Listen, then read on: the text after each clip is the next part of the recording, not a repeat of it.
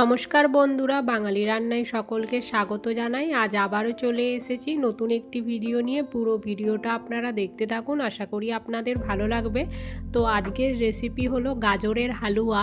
তো গাজরের হালুয়া খেতে দারুণ লাগে। তো এখানে আমি প্রথমে নিয়ে নিয়েছি কিছুটা পরিমাণ গাজর। তো গাজরগুলোকে ভালো করে ধুয়ে পরিষ্কার করে নিয়েছি। আর দেখুন, গাজরের পেছনের আর সামনের অংশটা একটু করে কেটে আমি বাদ দিয়ে দিয়েছি। এই যে দেখেই বুঝতে পারছেন। তো এবার এই গাজরগুলোকে গ্রেট করে নিতে হবে। তো গাজরের হালুয়া বানালে গাজরটাকে গ্রেট করে নিতে হবে। তো আমি একটা গ্রেটার নিয়ে নিয়েছি। এবার এই গ্রেটারের সাহায্যে সবকটা গাজর গ্রেট করে নেব ভালো করে। গাজরের হালুয়া খেতে আমার তো খুবই ভালো লাগে, আর খেতে সত্যিই দারুণ টেস্টি হয়।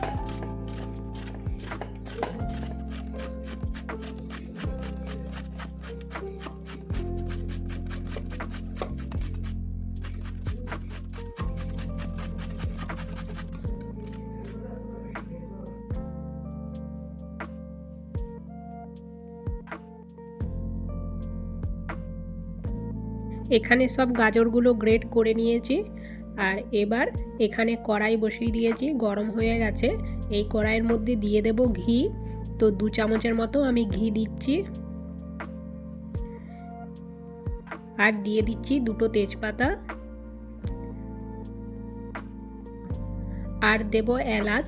তো কটা এলাচ আমি ফাটিয়ে নিয়েছি, ফাটিয়ে দিয়ে দিলাম। এবার হালকা করে একটু নাড়াচাড়া করে নিতে হবে। এখন গাজরটা দিয়ে দিতে হবে। তো পুরো গাজরটাই এখন দিয়ে দিচ্ছি।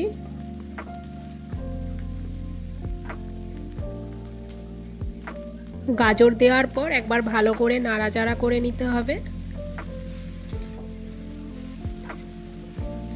আর এতে দিয়ে দিতে হবে অল্প একটু লবণ। খুব সামান্য পরিমাণে আমি লবণটা দিলাম। লবণ দিয়ে ভালো করে একবার সব একসাথে নাড়াচাড়া করে নিতে হবে।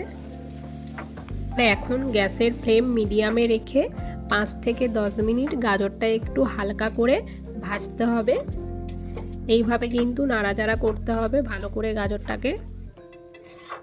তো আমি খুব ভালোভাবে 5 থেকে 10 মিনিটের মতো হালকা করে নাড়াচাড়া করে গাজরটাকে ভেজে নিয়েছি, দেখেই বোঝা যাচ্ছে। এবার দিয়ে দিচ্ছি দুধ।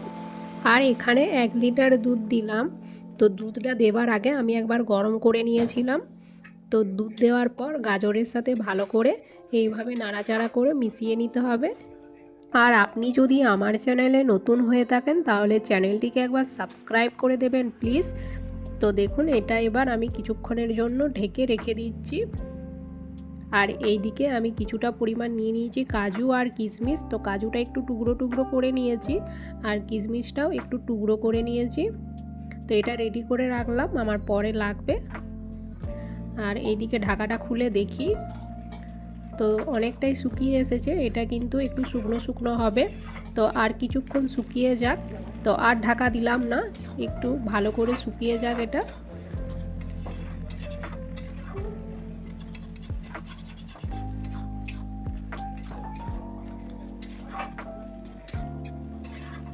এটা অনেকটাই এখন শুকিয়ে গেছে। এবার এতে দিয়ে দিতে হবে চিনি। তো আমি 1 বাটি মতো চিনি দিলাম মিষ্টির জন্য।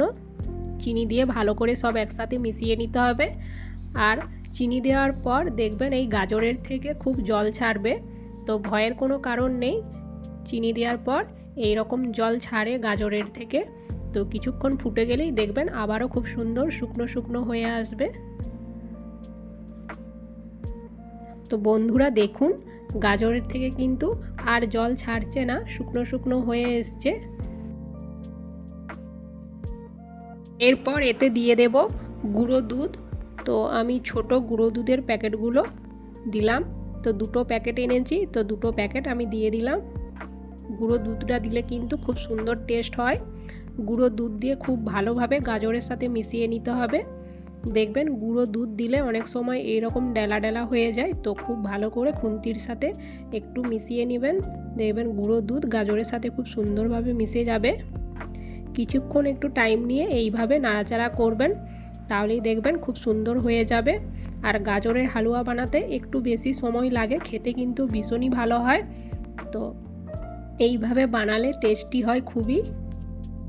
এখন এতে দিয়ে দিচ্ছি কাজু আর কিশমিশ। তো কাজু কিশমিশটা আমি কেটে রেখেছিলাম, তো এর উপর দিয়ে ছড়িয়ে দেব। এইভাবে গাজরের হালুয়া একবার বাড়িতে বানিয়ে দেখবেন, খেতে সত্যি খুবই টেস্টি হয় এই গাজরের হালুয়া।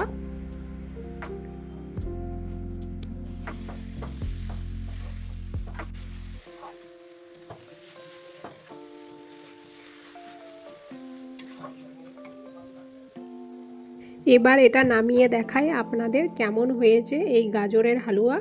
আর আমি যে কাজু কেটে রেখেছিলাম, তো ওই কেটে রাখা কাজুই উপর দিয়ে অল্প একটু ছড়িয়ে দিয়েছি দেখতে ভালো লাগার জন্য। আর খেতেও কিন্তু খুবই টেস্টি হয় এই গাজরের হালুয়া। বন্ধুরা, যদি আজকের এই রেসিপিটি ভালো লাগে তাহলে আমার এই চ্যানেলটিকে একবার সাবস্ক্রাইব করে দেবেন, একটা লাইক করে যাবেন। আবারও দেখা হবে পরবর্তী কোনো এক নতুন ভিডিওতে। সবাই ভালো থাকবেন।